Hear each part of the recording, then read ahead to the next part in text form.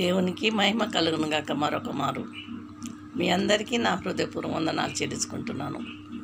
నేను మరల ఎందుకు వస్తున్నానంటే మీరు అర్థం చేసుకోండి. దేవుడు రాకడ దగ్గరైంది. మరి సూచనలన్నీ కనబడుతున్నాయి. యేసుప్రభు వస్తుండని మరి కాబట్టి ప్రియ బిడ్డలందరికీ నేను మళ్ళా ఎందుకు వచ్చి చెప్తున్నానంటే అర్థం చేసుకోండి. ప్రార్థనలో ఉండండి, బైబిల్ చదవండి, ఏమాత్రం సమయాన్ని పోనీయకండి దయచేసి. మరి చేతులు కాలేక ఆకులు పట్టుకుంటే లాభం లేదు కదండి. అలాగనే మనం కూడా మరి దీపం ఉండగానే ఇల్లు చదువుకోవాలన్నట్టు చాలా ఉన్నాయి. కానీ మరలా ఎందుకు చెప్తున్నానంటే అర్థం చేసుకోండి, ప్లీజ్ అర్థం చేసుకోండి. సమయం లేదండి. ప్రభు రాకడ దగ్గరుంది. మన ద్వారంలోనే ఉన్నారు. మరి అక్కడ ఇప్పుడు ఇక్కడ చచ్చిపోయినాం అనుకోండి, అక్కడ ఆయన ముందర పోయి తలెత్తుకొని నిలబడాలి. తల దించుకోద్దండి. నా కొరకు ఎన్ని ఆత్మలు సంపాదించినావు అమ్మా అంటాడు. అయ్యా అంటాడు, నాన్న బాబు నా కొరకు ఎన్ని ఆత్మలు సంపాదించినావు, నా గురించి ఎంతమందికి చెప్పినావు అంటాడు. ఎన్ని ఇళ్ళు కట్టినావు అడగడండి. ఎన్ని పొలాలు కొన్నామని అడగడు. ఎంత సంపాదించినా అడగడు. సుమా గుర్తుపెట్టుకోండి, ఎవరైనా సరే మీకు దేవుడు దీవించాడు అనుకోండి, దేవుని కొరకు వాడండి, దేవుని సేవ కొరకు వాడండి.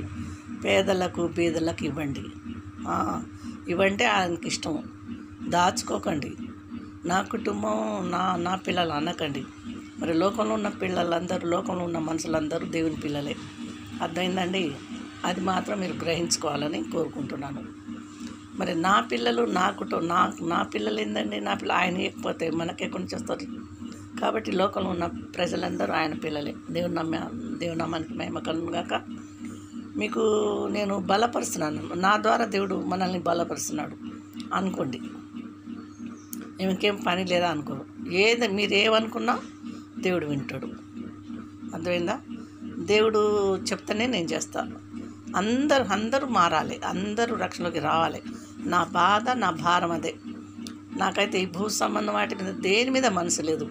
ఒక బంగారం మీద కానీ, ఒక స్థలం మీద కానీ, ఒక పొలం మీద కానీ ఏమీ లేదు. మీరు నమ్మినా ఒకటే, నమ్మకపోయినా ఒకటే. దేవునికి మహిమ కలుగును గాక. మరి ఈ వీడియో చూసిన వాళ్ళు మా వాళ్ళు కూడా ఎవరైనా ఉండి ఉండొచ్చు. నా వాళ్ళకి తెలుసు అనమాట. నేను చెప్పేది అబద్ధమా నిజమా వాళ్ళకి తెలుసు.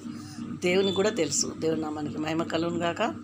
కాబట్టి నేను మరలా ఎందుకు చెప్తున్నానంటే అందరి కొరకు ప్రార్థన చేయండి. కన్నీరు కాచి ప్రార్థన చేయండి. సమయం లేదండి.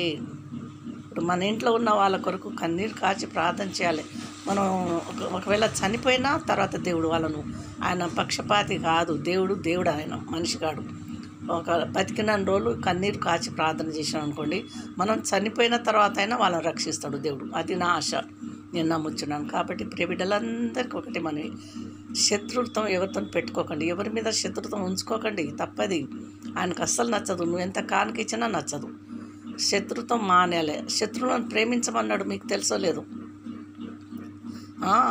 లూకా సువార్త 6వ అధ్యాయంలో ఉంది. మరి మత్తయి సువార్త 6వ అధ్యాయంలో ఉంది. శత్రుత్వం అంటే ఆయనకు నచ్చదు. శత్రువుల కొరకు ప్రార్థన చేయమంటాడు ఆయన. మీరు చదువుకోండి, కావాలంటే మత్తయి సువార్త చదవండి, లూకా సువార్త చదువుకోండి. ముఖ్యంగా అందరి కోసం ప్రార్థన చేయాలని కోరుచు మరొక మారు మీకు ముందుకు వచ్చున్నాను. ఆమె ఉంటానండి. షేర్ చేయండి, లైక్ చేయండి, అందరికి పంపించండి. ముఖ్యంగా సబ్స్క్రైబ్ చేసుకోండి. ఉంటానండి. ఈరోజు ఆదివారం మానేయకండి. 2025 అక్టోబర్ నెల 12వ తారీఖు ఆదివారం తప్పకుండా ఖచ్చితంగా చర్చికి వెళ్ళండి. ఆమెన్. ఉంటానండి. ఆమెన్. హల్లెలూయా.